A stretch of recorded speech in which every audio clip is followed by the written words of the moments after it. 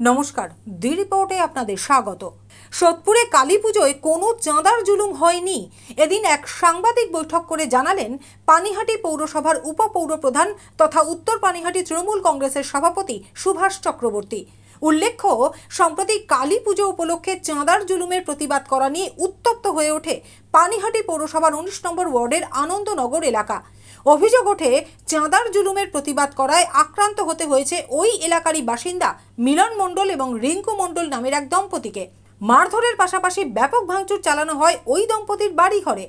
ঘটনায় জড়িত থাকার অভিযোগ ওঠে উত্তর পানিহাটি তৃণমূল কংগ্রেসের যুব সভাপতি তথা পানিহাটি পৌরসভার ১৯ নম্বর ওয়ার্ডের পৌরপিতা সুভাষ চক্রবর্তী ঘনিষ্ঠ অর্জুন চক্রবর্তী এবং তার দলবলের বিরুদ্ধে।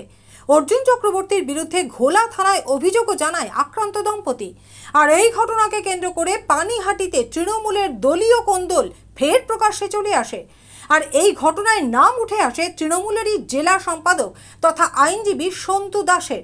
যদিও দলীয় কোন্দলের বিষয়টি এড়িয়ে যাওয়ার পাশাপাশি এদিন সেই ঘটনায় মূল অভিযুক্ত উত্তর পানিহাটি তৃণমূল যুব কংগ্রেসের সভাপতি অর্জুন চক্রবর্তীর বিরুদ্ধে ওঠা সমস্ত অভিযোগ অস্বীকার করে এক সাংবাদিক বৈঠক করে পানিহাটির ১৯ নম্বর ওয়ার্ডের পৌরপিতা তথা উপপৌরপ্রধান সুভাষ চক্রবর্তী কি জানালেন শুনুন। ওটা হচ্ছে আমাদের উত্তর পানিহাটি তৃণমূল যুব কংগ্রেসের সভাপতিকে মেলাইন করবার জন্য আজকে একটা দল তারা বিভিন্ন রকম ভাবে প্রচেষ্টা চালিয়েছে এবং শেষ পর্যন্ত আমরা দেখতে পেলাম যে উত্তর পানিহাটির সভাপতির নামে মিথ্যা কেস দেওয়া হয়েছে গোলা থানায়। সে সেদিন ছিলই না। সে সকালবেলা আমার সাথে এখানে ১৯ নম্বর ওয়ার্ডে একটা পুকুর ভরাট হচ্ছিল, তার বিরোধিতা করবার জন্য আমার সাথে অর্জুন চক্রবর্তী আর রজত দাস এরা সব গেছিল। যাওয়ার পর ওখানে পুলিশকে ডেকে সাংবাদিককে ডেকে আমরা কেস করে দিই এবং কেস করে অ্যারেস্ট হয়ে যায়। এরপরই দেখা যায় যে বিকেলবেলা আমার অর্জুন চক্রবর্তী বললো যে আমি একটু আমার স্ত্রীকে নিয়ে ঠাকুর দেখতে পাচ্ছি। পরের দিন সকালবেলা ও ফিরে এসে দেখে ওর নামে কেস হয়ে গেছে। আমরা একটা অডিও দেখলাম, যে অডিওটা দিয়েছিস ওদেরকে, অডিওটায় দেখলাম যে একজন উকিল আছে এখানে, সে নাকি ওদেরকে ডেকে জোর করে ডেকে কেস করিয়েছে কি যে তোমরা কেস করো, আমরা আছি। আমরা তার বিরুদ্ধে আজকে বলতে চাই এই কথাই। এখানে আমাদের SC/ST সভাপতিরা আছে, আমাদের যুব সভাপতি অর্জুন চক্রবর্তী আছে, আমাদের ১৯ নম্বর ওয়ার্ডের তৃণমূল কংগ্রেসের সভাপতি আছে, আমাদের মহিলা তৃণমূল কংগ্রেস উত্তর পানিহাটি সভাপতি রয়েছে, আমাদের INTTUCর সভাপতি রয়েছে এবং ১৯ নম্বর ওয়ার্ডের সাধারণ সম্পাদক রয়েছে। আমরা সবাই মিলে যেটা বলতে চাইছি সেটা হচ্ছে যে এই ধরনের জিনিস যারা করে তারা পার্টির বিরুদ্ধের লোক। পার্টি তারা করে না, কারণ পার্টিকে মেলাইন করবার জন্য যুব সভাপতির বিরুদ্ধে এটা করা হয়েছে।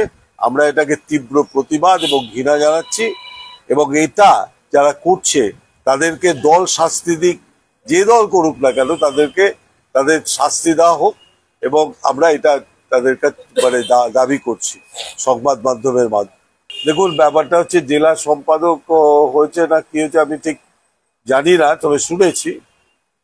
কিন্তু এই ধরনের কাজ তো পার্টিকে মেলাইন করবার জন্য। আগামী ২৬শে ইলেকশনের আগে যে দলের সভাপতির নামে এই ধরনের জোর করে কেস করে দেবে, জোর করে তার নাম দিয়ে দেবে, এটা তো ঠিক নয়। না, এটা আমাদের এখানে কোনো গোষ্ঠী নেই। আমাদের একটাই গোষ্ঠী তৃণমূল কংগ্রেস, এবং তৃণমূল কংগ্রেসের আমরা সবাই এক। এখানে কোনো গোষ্ঠী নেই। এটা কারুর ক্ষমতা পয়সা এবং ক্ষমতা দেখাবার জন্য এই কাজ করেছে। আমি যেটা মনে করছি যে ওই ভদ্রলোক চেষ্টা করেছিল যুব সভাপতি টাউনের হবার, এবং সেটা হতে পারেনি বলেই আজকে মেলাইন করার চেষ্টা। নামটা কি জানো? সন্তু দাস। আমি শুনেছি। জলের উচ্চ নেতৃত্বের কাছে আমরা জানিয়েছি, আমরা মমতা ব্যানার্জি থেকে শুরু করে সমস্ত নেতৃত্বকে জানিয়েছি চিঠি দিয়ে, এবং আজকে ওই অঞ্চলে সাংবাদিকরা এসেছিল, সেখানে ওখানকার মহিলারা তারা বলেছে যে এটা অন্যায়, কারণ অর্জুন চক্রবর্তী এখানে একটি ভালো ছেলে, তাকে এইভাবে চেষ্টা করাটাই অপরাধ। এই অপরাধের আমরা বিরোধিতা করি। পাশাপাশি এদিন সাংবাদিকদের মুখোমুখি হয়ে ওই ঘটনায় অভিযুক্ত অর্জুন চক্রবর্তী জানান, ঘটনার দিন ওই এলাকাতে ছিলেনই না তিনি। রাজনৈতিক উদ্দেশ্য প্রণোদিত এবং প্রতিহিংসাবশত তাকে উত্তর পানিহাটি তৃণমূল কংগ্রেসের যুব সভাপতির পদ থেকে সরিয়ে দেবার উদ্দেশ্যেই এই ঘটনা ঘটানো হয়েছে। আমি যে পাড়াটায় থাকি সেই পাড়াটায় উনি ভাড়া থাকেন। ওনার নাম হচ্ছে মিলন মণ্ডল এবং উনার বাড়িটা হচ্ছে আমার পাড়া এবং পার্শ্ববর্তী পাড়া সংযোগস্থলে। আপনাদের কাছে আমি দায়িত্ব নিয়ে বলছি, আপনারা একটু এলাকায় যান, মানুষের কাছে খোঁজ নিন যে উনি কি ধরনের কাজকর্ম ওই এলাকার মধ্যে উনি চালান। সেই আমরা অনেকদিন ধরে খবর পাচ্ছিলাম যে উনি ওনার বাড়িতে জুয়া এবং মদের আসর ওনারা চালাচ্ছেন, উনি দীর্ঘদিন ধরে চালাচ্ছেন, এবং যখন ওই মোড় দিয়ে পাড়ার কোনো মহিলা যায় তখন তার বাড়ির থেকে কটূক্তিও ভেসে আসে। তাই আমরা পাড়ার ছেলেরা যারা ছিল তারা সেদিন গিয়ে তাকে বলে যে তুমি তোমার বাড়ির মালিককে ফোন করো, তোমার বাড়ির মালিককে আমরা জানাবো তুমি এই ধরনের কাজকর্ম দীর্ঘদিন ধরে এই অঞ্চলের মধ্যে চালাচ্ছ। তা উনার ফোন দিয়ে উনি বাড়ির মালিককে ফোন করেন এবং বাড়ির মালিককে এই সমস্ত ঘটনা জানানো হয়, এবং উনি আরো অভিযোগ করছেন যে উনার থেকে কাটবাস চাওয়া হয়েছে, এই চাওয়া হয়েছে। কাটবাস চাওয়ার কোনো বিষয় নেই, কারণ আমাদের এবার থিমের প্যান্ডেল হয়েছিল, আমাদেরকে যে প্যান্ডেল করে সহযোগিতা করেছেন তিনি স্বনামধন্য শিল্পী, তার নাম চিরঞ্জিত দাস। উনাকে পাড়ার ছেলেরা গিয়ে বলেছিল, সেই দিনও আমি ছিলাম না, পাড়ার ছেলেরা উনাদের বলেছিল যে আমাদের একটা বেদি করে দেবে। তা উনি বলেছে যে না, আমি ফ্রিতে করতে পারবো না, আমার 400 টাকা লাগবে। উনি যে অভিযোগ করছেন যে ওনার থেকে বিনামূল্যে চাওয়া হয়েছে, কিন্তু পাড়ার ছেলেরা রাজি হয়েছিল, বলেছিল তোমার যা চার্জ আমরা দেবো, তুমি করে দিও।